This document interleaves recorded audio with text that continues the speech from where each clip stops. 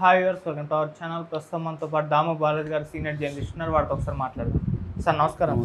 Sir గత 5-6 సంవత్సరాల క్రితం ఆ కరోనా వచ్చి ప్రపంచవ్యాప్తంగా ఎంత ప్రభావితం చేసిందో మనందరం కూడా చూస్తాం. సో ప్రతి ఒక్కరి జీవన విధానం పైన ఒక ఇంపాక్ట్ అయితే చూపించింది.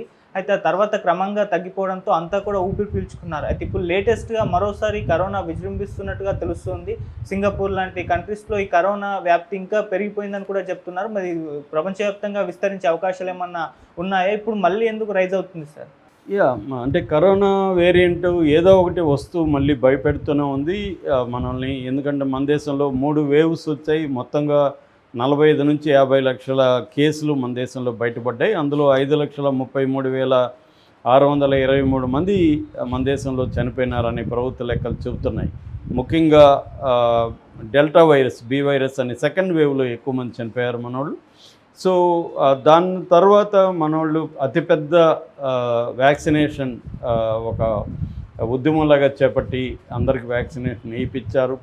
దాని తర్వాత మళ్ళీ సెకండ్ డోస్ వేసుకున్నారు. మళ్ళీ బూస్టర్ డోస్ కూడా చాలామంది వేసుకున్నారు. దానివల్ల ఏంటంటే చాలా సైడ్ ఎఫెక్ట్లు వచ్చి చాలామంది హార్ట్ అటాక్లు, అతి చిన్న వయసులో కూడా హార్ట్ అటాక్లు చనిపోవడం, ఇతర కాంప్లికేషన్స్ కనిపించడం అనేది మనం చూస్తున్నాం.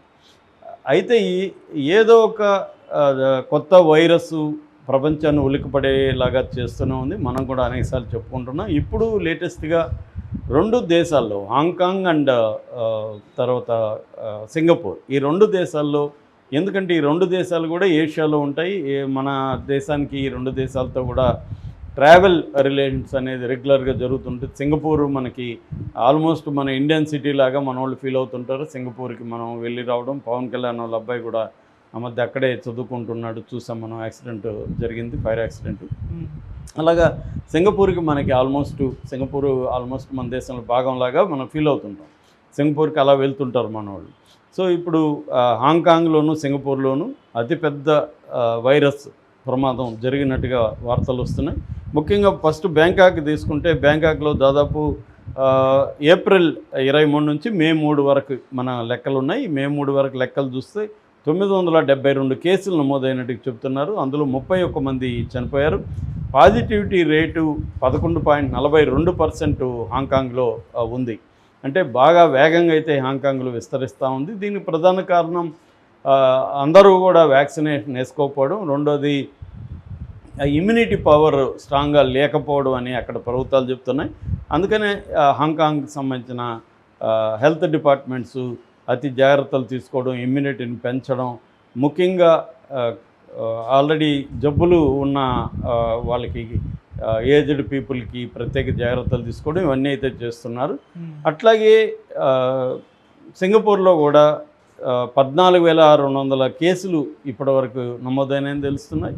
దాదాపు ఈ పాజిటివిటీ రేట్ అయితే 30% వరకు కూడా సింగపూర్లో ఉంది. అంటే హాంకాంగ్తో పోలిస్తే సింగపూర్లో ఇంకా ఎక్కువ ఉంది. రోజుకి అడ్మిట్ అయ్యే వాళ్ళ సంఖ్య రోజుకి 30% పెరుగుతుందని చెప్తున్నారు. హాస్పిటల్లో అడ్మిట్ అయ్యే వాళ్ళ సంఖ్య బాగా సింగపూర్లో పెరుగుతుందని. ఇందులో సింగపూర్లో ఈ కరోనా వైరస్ లేదా కోవిడ్ వైరస్, ఇందులో 2 వేరియంట్స్ వచ్చాయని చెప్తున్నారు.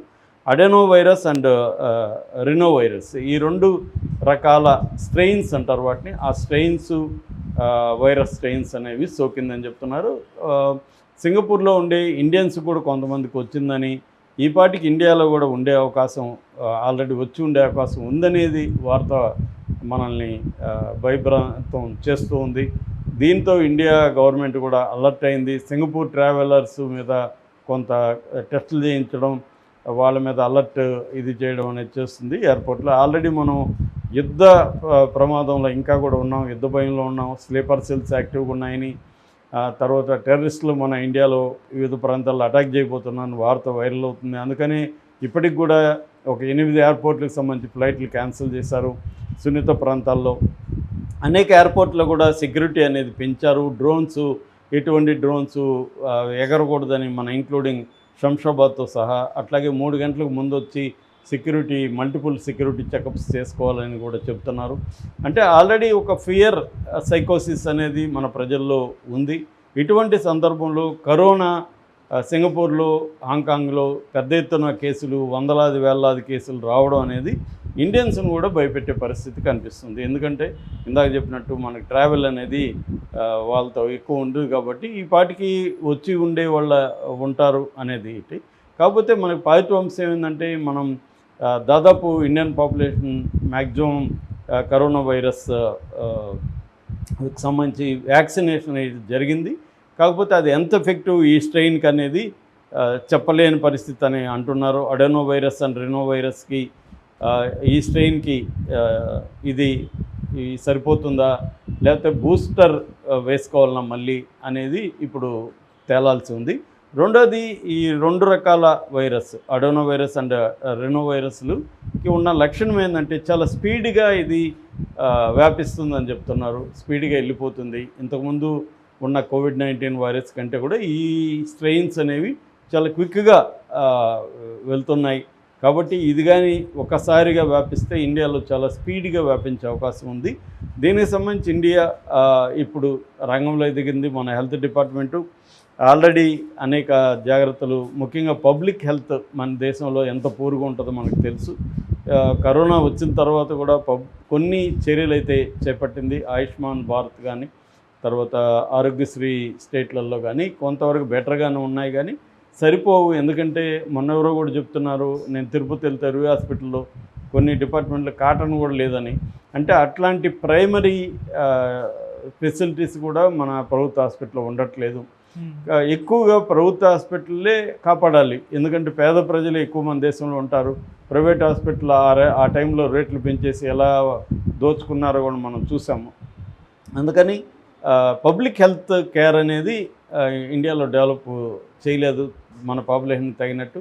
సో ఇప్పుడు ఈ జాగ్రత్తలు అయితే తీసుకోవాలి. బెడ్స్ కావచ్చు, హాస్పిటల్లో మెడిసిన్స్ కావచ్చు, ఇతర సౌకర్యాలు కావచ్చు, అట్లాగే హాస్పిటల్ స్టాంప్కి కిట్స్ కావచ్చు, ఇవన్నీ కూడా ప్రొవైడ్ చేయాలని, అట్లాగే ఇతర హెల్త్ సెంటర్స్ వీటినన్నింటినీ స్ట్రెంగ్తన్ చేయాలని ఆదేశాలు వచ్చినట్టుగా చెప్తున్నాయి. అట్లాగే పౌరులకు కూడా కొంత మాస్కులు అవి పెట్టుకోవడం, క్లీన్ చేసుకోవడం, పబ్లిక్ ప్లేసుల్లోకి వెళ్లకుండా ఉండడం, ఇలాంటివి కొన్ని జాగ్రత్తలు తీసుకోమని చెప్తున్నారు. అట్లాగే ఇమ్యూనిటీ పవర్ కూడా పెంచుకునే విధంగా ట్రై చేయమంటున్నారు. ఇదేంటంటే చిన్నపిల్లలకు కూడా వస్తుంది. మన సింగపూర్లో 13 నెలల బేబీకి కూడా ఇది సోకిందని వార్తలు వస్తున్నాయి. అందుకని చిన్నపిల్లలు, పెద్దవాళ్ళు ఈ 2 రకాల ఏజ్ గ్రూప్ వాళ్ళు ఎక్స్ట్రా జాగ్రత్తలు తీసుకోవాల్సిన అవసరం అయితే ఉందనేది మన వాళ్ళు చెప్తున్నారు. అంటే చాలాసార్లు నేను చెప్తుంటాను, మనకి కరోనా వైరస్ కావచ్చు, ఇంకొక వైరస్ కావచ్చు, ప్యానిక్ అనేది ఉండకూడదు. ప్యానిక్ వల్ల మనం ఎక్కువ చనిపోతున్నాం. పాము కొరికినా కానీ లేకపోతే హెల్త్ ఇష్యూస్ వచ్చినా కూడా ఎక్కువసార్లు విషపాములు తక్కువే ఉంటాయి. కానీ పాము కొరికింది అది విషపామేమో అని మనం నమ్మి భయపడి ప్యానిక్ అయిపోవడం వల్ల హార్ట్ ఫెయిల్యూర్ అనేవి జరుగుతుంది. సో అందుకని కరోనా టైంలో కూడా ఎక్కువ మంది జబ్బు కంటే కూడా భయం వల్ల చనిపోయిన కేసులే ఎక్కువ ఉన్నాయి.